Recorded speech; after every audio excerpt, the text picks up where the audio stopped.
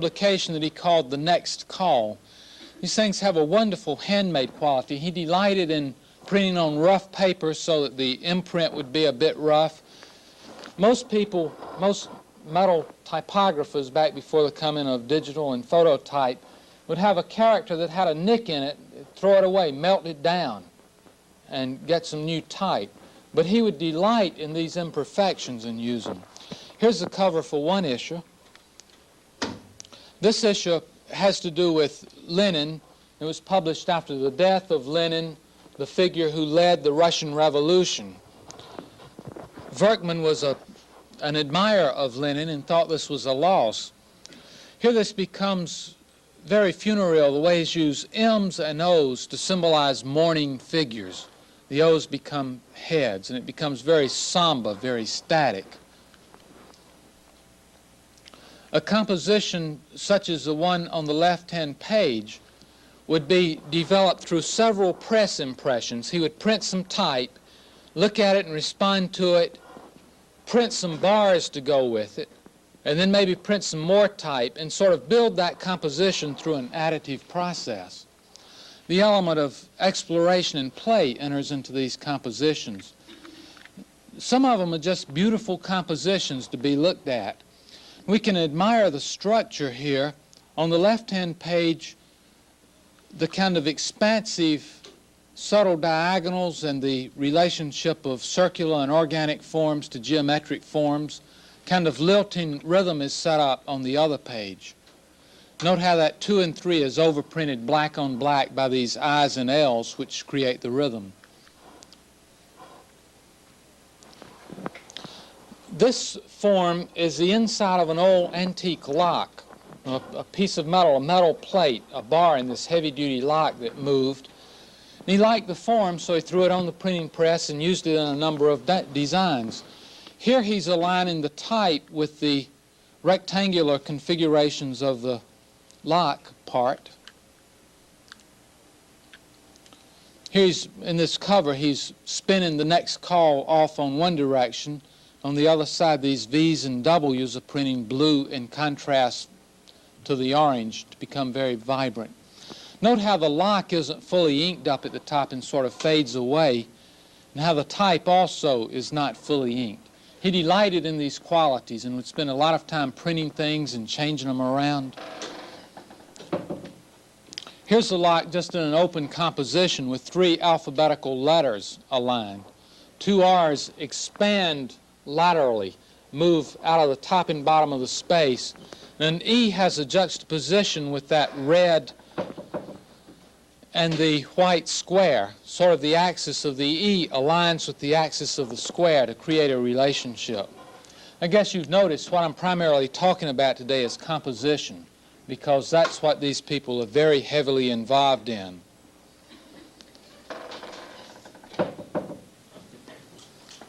A cover, 2 red forms start becoming somewhat like a factory configuration. These O's are combined to make a modular rectangle composed of those forms. The title, The Next Call, creates this big sweeping arc that relates to the major geometric configuration at the top and bottom.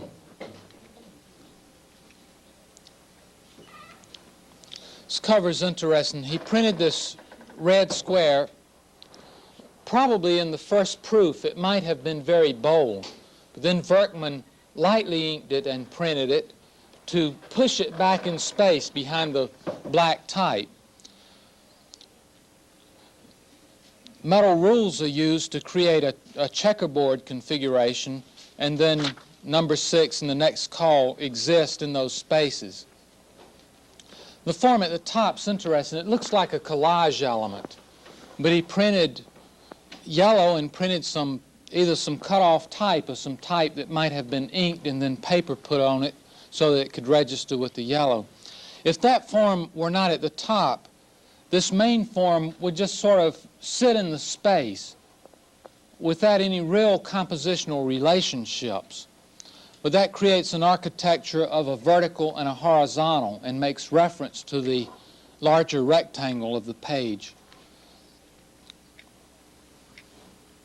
The next call 9, beautiful rhythms set up through the movement of type and shape and number. Some of these issues opened out to make very expansive compositions. This would be as big as 4 pages, just sort of a big fold out.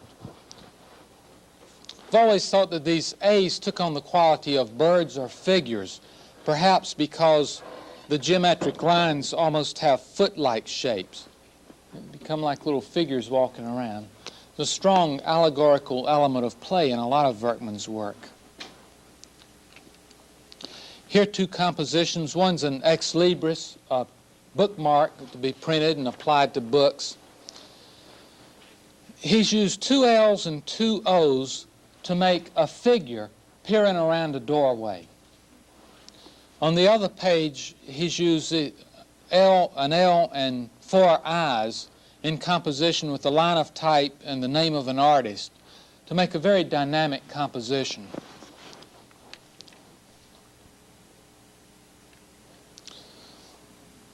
He was also interested in the Dada movement and very much interested in the effects of change in size and weight of type to sort of bring an oral quality to the printed page. We see that operative in that right-hand page. It really makes a relationship to the 19th century wood type poster.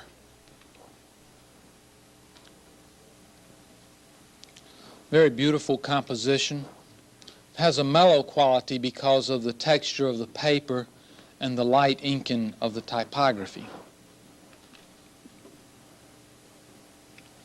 The use of primary colors and flag-like shapes give a strong ambience. We can relate this to circus graphics, and the notion of celebration and festival has that quality, of that property.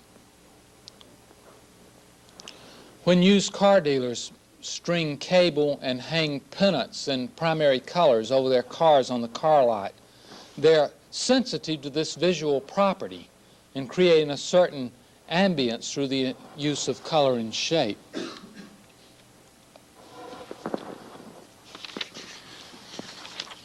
Another Dutch designer working at this time was Paul Schutema. One of his major clients was the Berkel Manufacturing Corporation. This is one of his finest advertisements. ZOO in Dutch means so. And it reads 2 ways, and the arrows tell you to read it up, and it says, so clear, every dash 5 grams. A selling point for this scale. It has a real clear and precise system of measurement. Reading with the other arrow, so small, 20 centimeters wide. Wide is implied. So there's another sales feature. It's a small scale that will take up just a little bit of room on your counter, but it has this clear, concise dial for accurate measurement. It becomes very rational and functional. The client obviously or probably told him, we want to talk about 2 things that are important about this scale that makes it better than the other scales that are in competition with it. And he's done a masterful and inventive job of conveying this message. This would be an example relating back to my initial comments about a visual communication that combines a very high level of form organization with a very clear and concise communication presented in an inventive way. A lot of his typography is very structured. Here 2 messages are rendered as 1 message. 2 lists are present, and they relate to the other information very successfully. Here the use of not only horizontal and vertical with the dynamic of a diagonal, but the overlapping of words.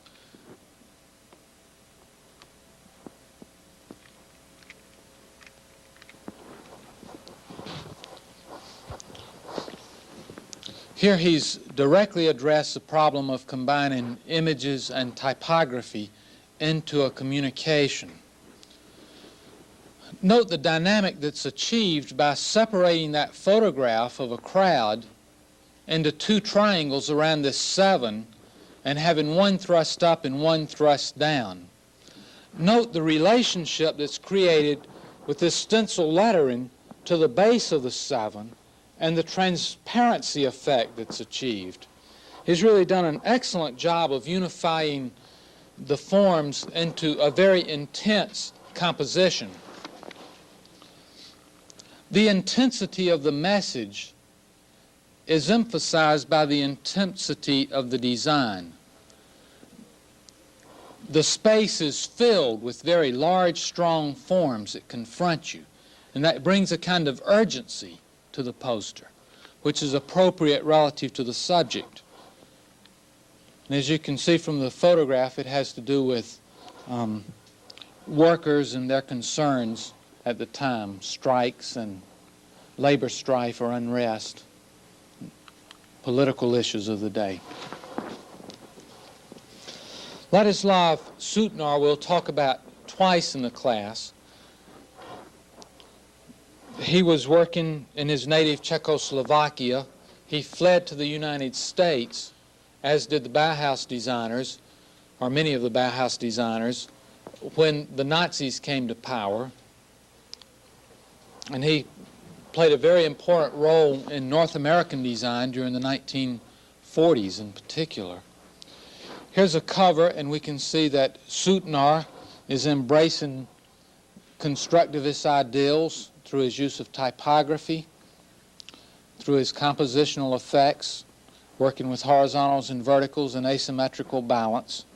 That photograph is very interesting, the way he's cropped in very close on the lady's head relative to the other figures, and the way she bleeds off the right-hand side in a very dynamic fashion in opposition to the white bar up above that bleeds off the left-hand side.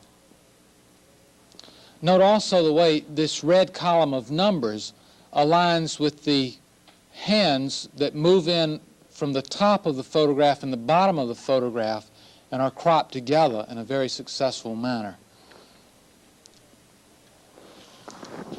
This is a cover for a booklet. Roughly translated in English, the title would be The Minimal Home or The Minimal House. This booklet talks about contemporary architecture in Czechoslovakia. It talks about some examples of homes that use modern architecture and design. That red square becomes a symbol for the modern home. The type is keyed off one corner. Then it has this wonderful relationship to this reverse perspective grid that moves down to the right. Then these figures are coming to this presentation, this series of open houses, if you will, where you can go and see modern furniture and modern architecture. It's a magnificent composition with an incredible use of white space, but it also becomes very symbolic in a logical way about the subject of the content. A Czechoslovakian book jacket for one of George Bernard Shaw's works. Here the photograph of the author in silhouette is related to the photograph of this woman who is the central character in this book by that magnificent red triangle. And then the type has a strong relationship to the triangle. This is an outstanding example of how a sensitive designer can use one geometric form, two rather ordinary photographs, and a few words of type, really starting with almost nothing, minimal elements, and making a very dynamic, successful composition with them. The same thing is true with this cover, which the walk-in George Bernard Shaw is superimposed on this grid, and then note how the type relates to the grid and how Shaw relates to the grid. So, a wonderful composition.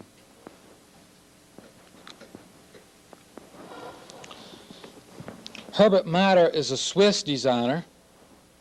He studied painting in Paris with Fernand Léger and then worked as an assistant to Cassandra. Back in Switzerland, he involved himself in a collage approach to design that was most unique and most innovative. It's very innovative with dynamic scale shifts. There's a tendency to use a kind of ordinary scale in graphic communications. Matter would enlarge things to the extreme and reduce things to the extreme. Here, this huge head of a skier and the small images of the skiers are in juxtaposition.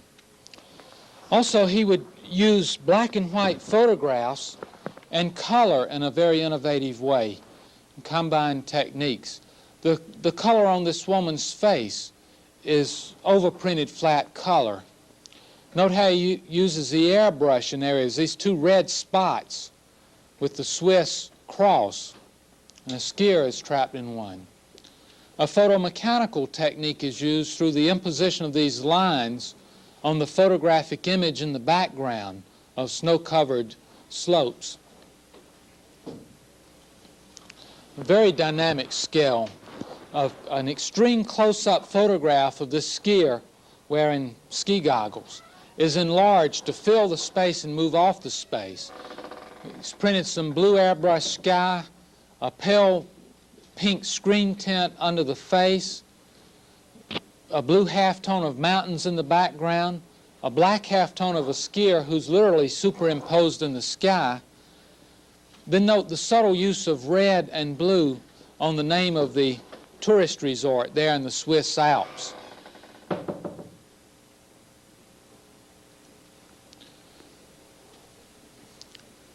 This mitten with a knitted snowflake design was seen by Matter as a symbol for snow and ski holidays, and so he photographed this young lady just holding it up in front of her face, then enlarged this to a much bigger than life-size image. The airbrush and the color, again, is combined with photography in a very dynamic way. Note how he has the word Engelberg changes from white against blue to red against white to enliven the space in the presentation.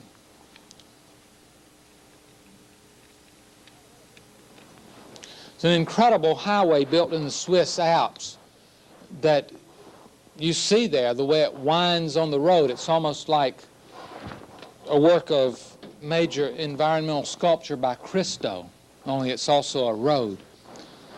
What you see here is not really what you get. Matter has combined at least two, and someone told me 3 photographs. One, an extreme perspective of the road, which thrust off toward the mountain, then a slice of photograph of the road circling the mountain, then a photograph of a mountain in the background. But the juxtaposition of 3 images now gives us a reality that relates to the experience. If you're riding on this road, you've got some precarious perspectives and you've got huge mountains looming around you. So the collage interprets the nature of what you feel and sense when you're confronted with this environment. Here the type changes to English. This is so dark because this is a slide courtesy of the U.S. government, the Library of Congress. I think I mentioned in an earlier lecture, they just can't get the exposures right.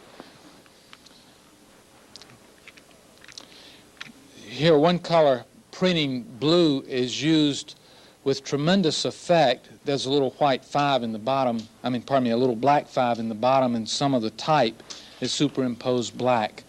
Note the luminosity that's achieved here in this photo montage, the way airbrush is used to fade the images out, and it makes the white areas of the page become this glow against the photographs.